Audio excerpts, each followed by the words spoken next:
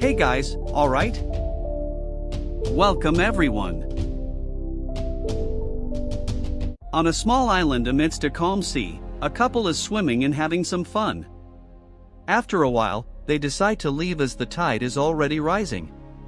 That's when the girl sees something passing close to them in the water and gets scared. Her boyfriend tries to calm her down and tells her to return to the boat, that everything is fine. The rope anchoring the boat is old, and as they swim back, it begins to break. At the same time, we can see the shadow of a large shark heading towards them, attracted by the noise of the couple's arm and leg movements.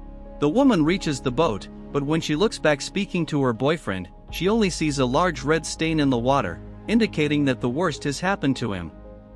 The man even manages to resurface and ask for help from his girlfriend, only to be pulled back down and killed once again. The girl in despair tries to climb fully onto the boat when suddenly the old rope we saw before breaks completely, causing the boat's sail to rotate and hit her squarely in the face, causing her to fall unconscious into the water. Sometime later, we see Charlie and his girlfriend Kaz, finishing another day's work at Pear Air, an entertainment service for people who want to take a ride in a single-engine plane and see the beautiful landscapes of the region. While they are at home resting a bit, Charlie receives a call on the phone from a potential client who needs their services for the next day.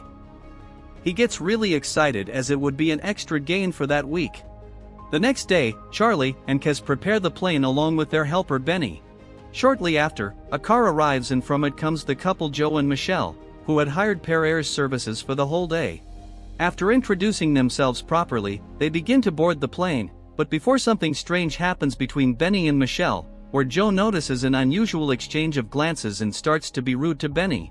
They soon take off and see the stunning and breathtaking landscapes of the region. The route for that day was to go to a small deserted island and enjoy the ride. While they're on their way there, they begin to talk about whether there might be sharks in the region they're going to, but Charlie, who has a background as a marine biologist, assures them that there aren't, at least not at this time of year. He mentions that during his time working as a biologist, he had an accident with a shark that ended up taking a piece of his leg. When they arrive on the island, Kaz informs them that the place was renamed Hell's Reef, after a pearl hunter's boat shipwrecked there in 1951, where 8 crew members were stranded on that island for 15 days without water and food, with only one of them surviving, an 18-year-old Japanese. That's when Michelle reveals that this survivor was actually her grandfather and shows a photo of him.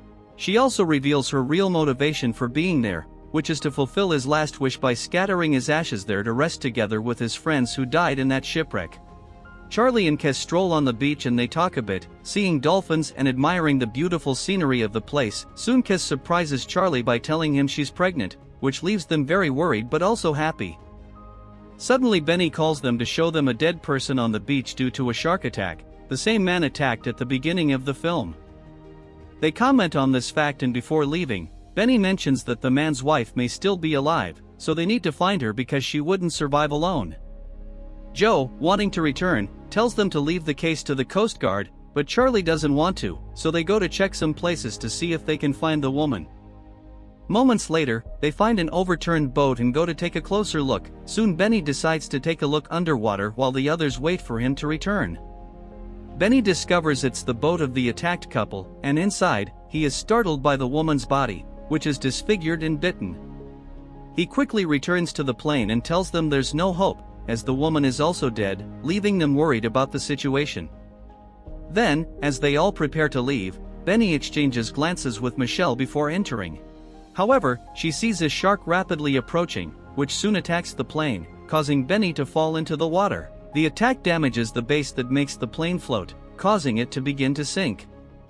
Benny grabs an inflatable raft, and they head towards it. Before leaving, Charlie tries to send a distress call on the radio, but they have to hurry because the plane keeps sinking. The dangerous shark surrounds them, so their only chance is the life raft, as the plane has completely sunk, leaving Charlie frustrated and adrift along with the others.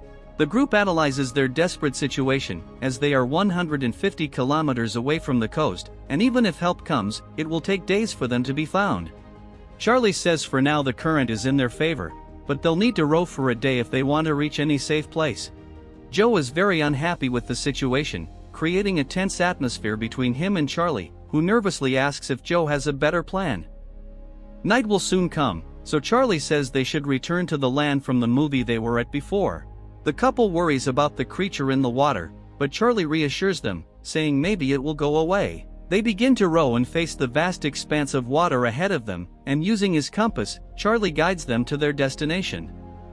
However, the creature follows them underwater, a large great white shark. Moments later, inside the boat, Charlie asks Benny about the shark, and Benny says the creature must be at least 5 meters long, while Kaz helps Michelle with her wound.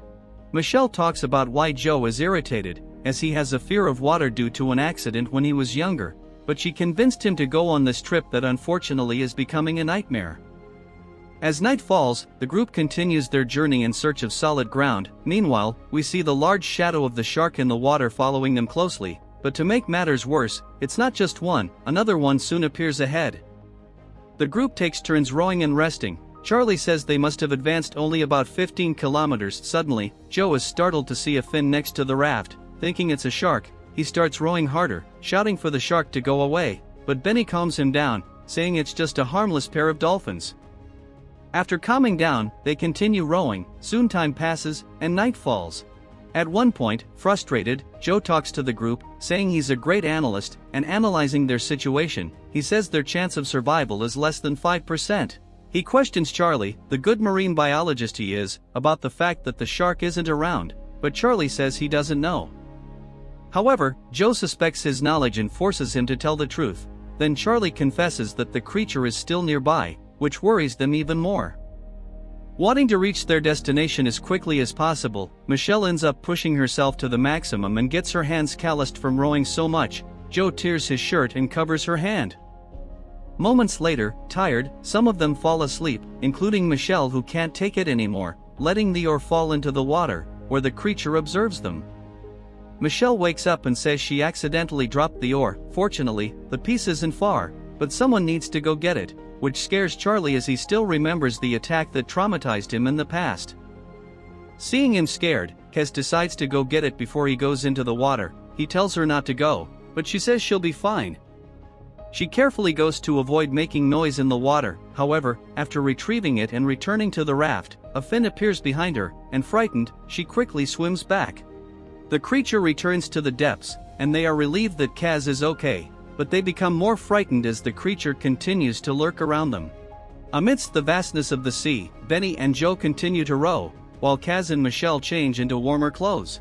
Kaz manages to change, but Michelle struggles, and seeing this, Benny tries to help her, but obviously not accepting it, Joe pushes him away from her.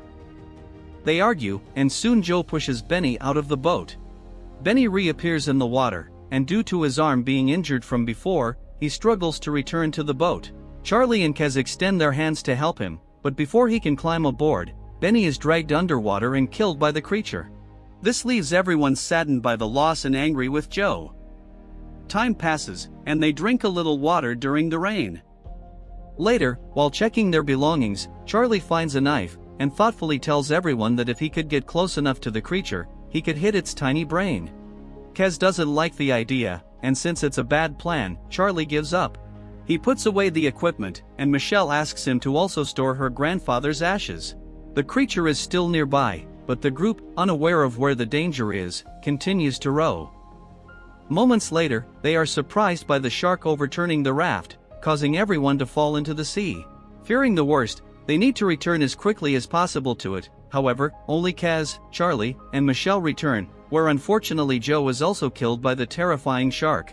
Michelle is shaken by the loss and tries to go after her husband, but Charlie doesn't allow it and tries to calm her down.